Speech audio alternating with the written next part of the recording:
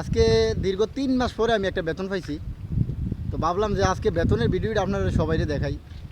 তো আপনারা সবাই আমার ভিডিওটা দেখেন, দেখলে বুঝতে পারবেন যে শরীকাতে কাম করার পরে যে আসলে বেতন পাইলে কতটা খুশি লাগে। তবে অনেক অপেক্ষা করার পরে আজকে বেতনটা পাইলাম। তো আলহামদুলিল্লাহ আমি আজকে আপনার ভিডিওর মধ্যে দেখাবো যে আমি কত টাকা বেতন পাইছি, আমার বেতনে দিয়ে কত টাকা খানা যাইব, বা আমি বাড়িতে কত টাকা রাখতে পারবো, দিতে পারবো, আর আমার কাছে আমি যে একটা প্রবাসী আমার কাছে কত টাকা থাকবো, সব কিছু আজকে ভিডিওতে আপনারা দেখবেন। সবাই ভিডিওটা না টেনে দেখেন। আমি প্রথমত কিছু কথা বলি। আমি যেই কোম্পানিতে কাজ করি ওই কোম্পানি আপনার প্রথম প্রায় 3 মাস 3.5 মাস পরে একটা বেতন দেয়, তাদের হাতে ওই বেতনটা থাকে।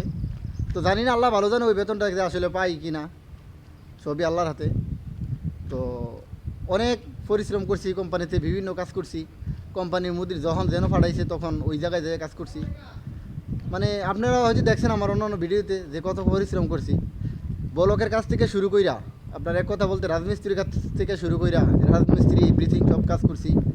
তারপরে আপনার কোম্পানির লোক যেন ফাটাইছে, যদি ফাটাইছে যে আজকে এই টাইসের কাজ করো, টাইসের কাজ গেছি, আজকে নাদাফা করো, নাদাফা করছি, এভরিথিং কাজ, সব কাজ করতে হয়।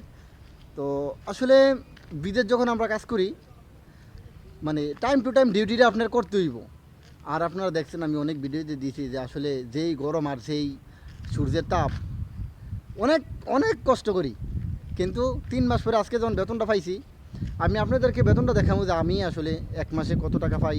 দেখাইতেছি আজকে আমি বাংলা টাকায় কত টাকা বেতন পাইলাম, কত টাকা দেশে পাঠাইতে পারবো, কত টাকা আপনার রাখতে পারবো।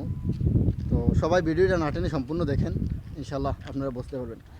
আমার হাতে দেখতেছেন এখানে হচ্ছে এই যে এই হচ্ছে আপনার, এখানে হচ্ছে 500 টাকা, এখানে হচ্ছে 500 টাকা, এখানেও 500 টাকা, 1500। এই হচ্ছে 50, এই হচ্ছে 50, এই হচ্ছে 50, আরও একটা 50। তার মানে 4টা 50 টাকার নোট, 4টা 50 টাকার নোট, আর হচ্ছে 3টে আপনার 500 টাকার নোট। টোটাল হচ্ছে আমার 1700 টাকা।